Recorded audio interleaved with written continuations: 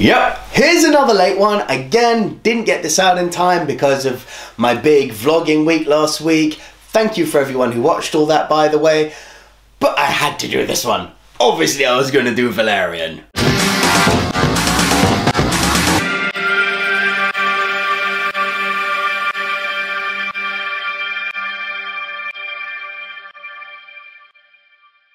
"20 years on from The Fifth Element." Can you really believe it's been that long? But it's good to see Luc Besson back in the sci-fi action chair, bringing us this movie called Valerian and the City of a Thousand Planets, which is an adaptation of a French graphic novel / French comic book. Unlike The Fifth Element though, this is a very wildly beautiful but very wildly imbalanced movie. First thing I want to just point out, I just want to get this off my chest right off the back. This is based, as I said, on the classic French graphic novel / comic book. It's called Valerian and Laureline. Why is the chick's name not in the title? Just saying. That was unnecessary. Valerian and Laureline. I get the Valerian in the City of a Thousand Planets sounds cooler. So why not Laureline in the City of a Thousand Planets? Just saying. But what's the film about? So the film follows a pair of space-time security agents who are tasked with protecting a very valuable energy generator. I guess that would be the best way of describing it. I'm hesitating because the movie's nuts. Much like the comic, this movie is out there, man. Oh, and of course, they also have to unravel a deep conspiracy theory within their ranks. And that's the less fun side of it. Although it sounds like the more engaging, it's the less fun. In all honesty, yeah, I would say that is the most easy to explain way of describing this story, but sadly at times, I hate to say this because I wanted to love this movie. I like it, but I wanted to love it. But the bottom line is the movie is a bit of an incoherent mess, populated, which I don't forgive it for, by underserved characters. Now what do I mean by that? What I mean, it's not just the characters that are imbalanced, it's the pacing of the movie. Some chapters of Valerian are fantastic, breakneck speed, work to really unravel the plot, really develop the characters, whereas others go real slow and drag. I would even go as far as to say that the story's biggest narrative detour actually stops the narrative dead, flat. And I won't go into detail about what it is, you will feel it when it comes. And not to mention that when they're doing this little narrative deviation, it's populated with kiddie comedy, which I don't think was necessary. I'm going comparatively to the Fifth Element here, which didn't make that mistake. And above everything, this kiddie comedy, Cara Delevingne can't deliver it, man. She cannot deliver it. But let's not go hating on Cara, because I know people are going to think, oh, after Suicide Squad with all of that nonsense when she was doing Enchantress, people are going to think I'm just going to hate on Cara. No, although I love Dane DeHaan, it's the two main characters who are the problem in this movie. Doubt me? Listen to this. Valerian, will you please put your hand back on the joystick? Will you stop complaining about my driving? Yes, I'm sorry. You're a great driver. You're the best driver in the entire universe. Oh, thank you.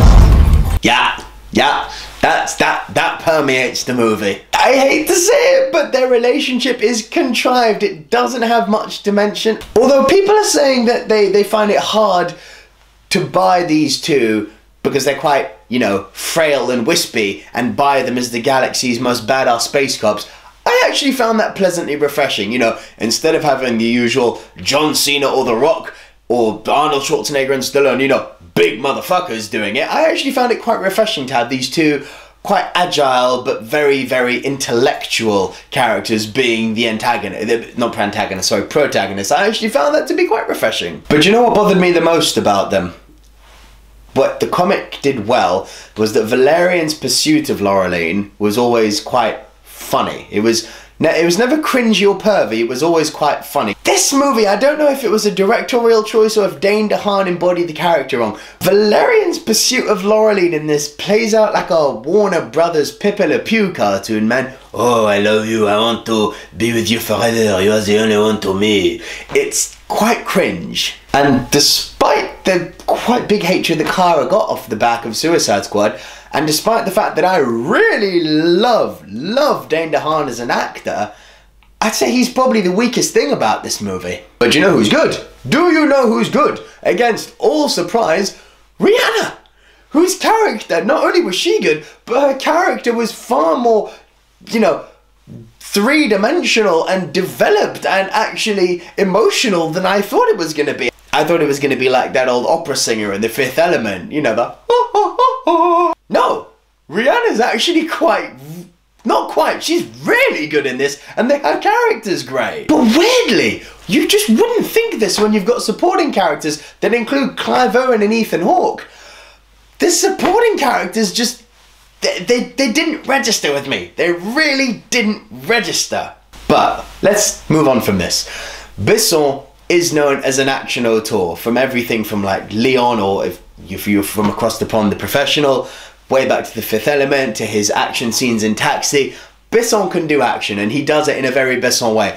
And there is one scene in this movie, it's the first time in a long time in the cinema where I actually went, wow! I mean, out loud like that. It's this scene that blends virtual reality and reality. And it's this chase through a market. You'll know it. It's in the first act of the movie. It is fucking mind-blowing. It is one of the coolest sci-fi scenes I have seen, possibly since that Darth Maul, Qui-Gon Jinn and Ewan McGregor fight. It's that cool. But annoyingly, when you show me that you've got these great tools on hand, when you can show me that, okay, yeah, Luc Besson's back in town, baby, the rest of the movie never really lives up to that amazing action set piece. I wanted more of that, but no. Oh man, I'll tell you what saves this movie, no doubt, is the effects. And I'm not just talking about how good are the special effects, I'm talking about the alien design, the character design, the different way that the aliens behave. The diversity of aliens is truly impressive, the worlds are impressive, and it does take you on a wondrous journey through these different worlds. Bottom line, guys, in conclusion, I'm going to score Valerian 6.5 out of 10. If it was worth visuals alone, this would get a bona fide 10. It is one of the most visually striking movies I have seen for an age, let down by some really weak characters and terrible pacing. But the visuals and the alien designs are a godsend, and it is worth the price of admission alone for that opening market scene. So if you do have a chance to see it in the cinema, big screen, 3D. I don't recommend 3D normally. This movie's good in 3D. So over to you guys. What did you think of Valerian? Have you seen it? Did you like it? What's your favourite Luc Besson movie? What is your favourite sci-fi movie? Please, as always, leave your thoughts in the comments below. Give this video a thumbs up, and until next time, guys, see ya!